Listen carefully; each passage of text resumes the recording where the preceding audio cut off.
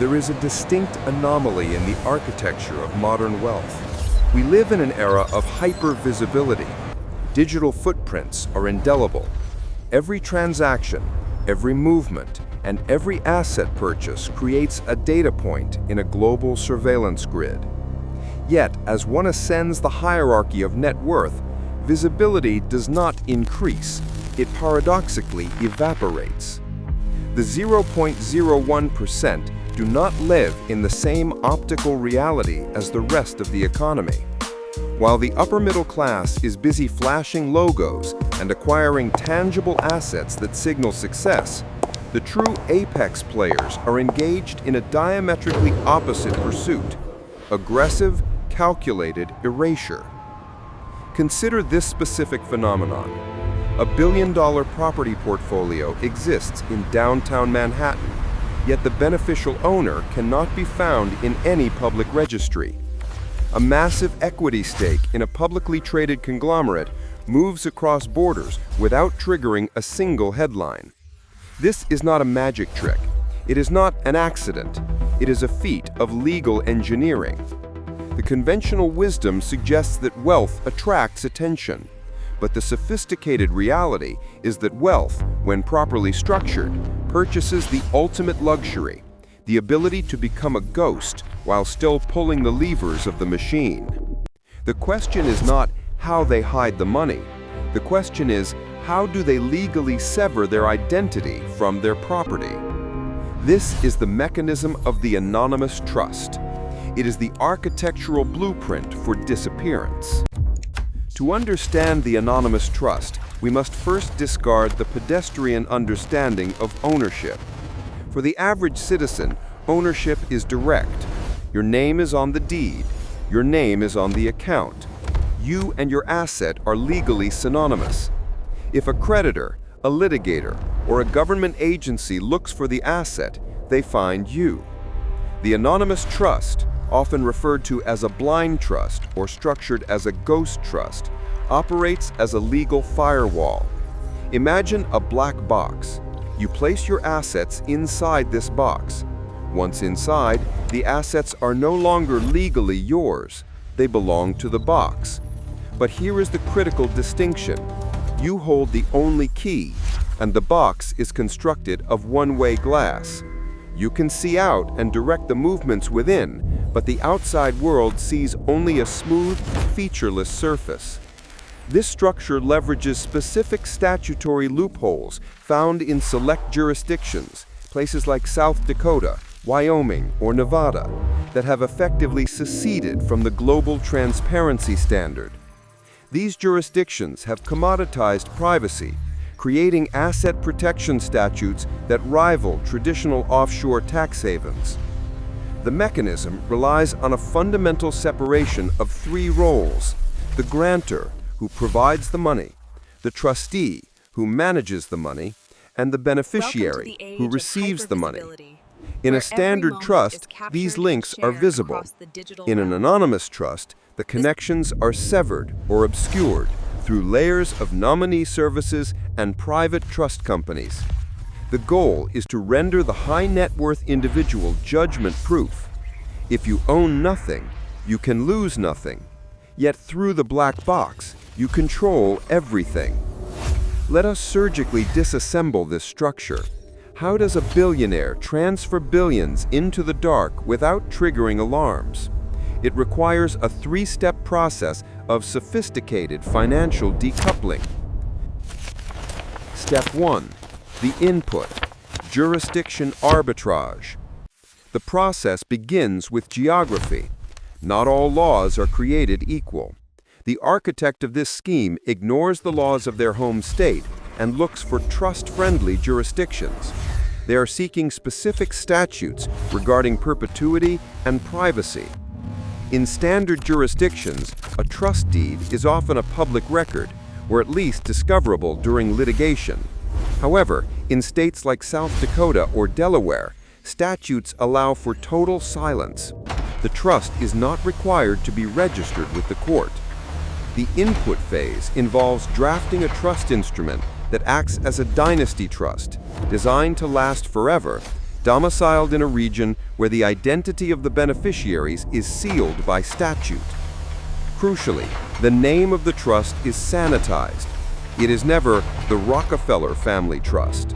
It is the Blue Horizon Ventures Trust. The nomenclature itself is the first layer of camouflage. Step 2. The transformation, the decoupling of title. This is the engine room of the strategy. The asset is moved into the trust, but rarely directly.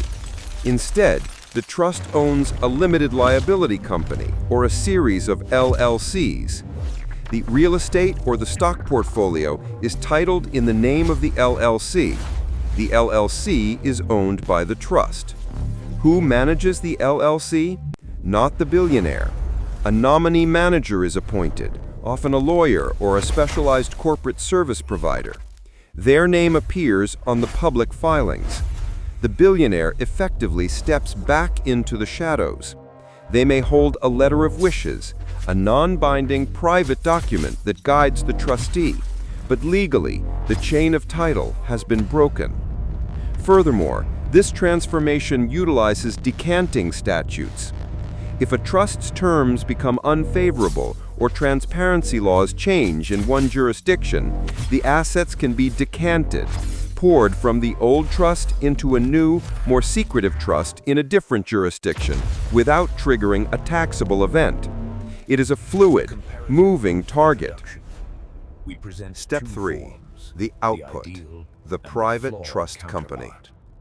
For the ultra-wealthy, handing over control to a bank is unacceptable. The final layer of the mechanism is the creation of a private trust company. Instead of a bank acting as trustee, the billionaire creates their own corporation to act as the trustee.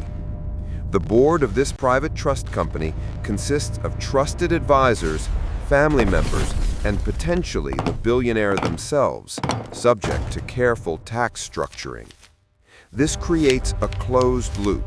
The billionaire's assets are owned by a trust. The trust is managed by a company. The company is owned by the Family Purpose Trust. The money moves in a circle, completely insulated from external scrutiny.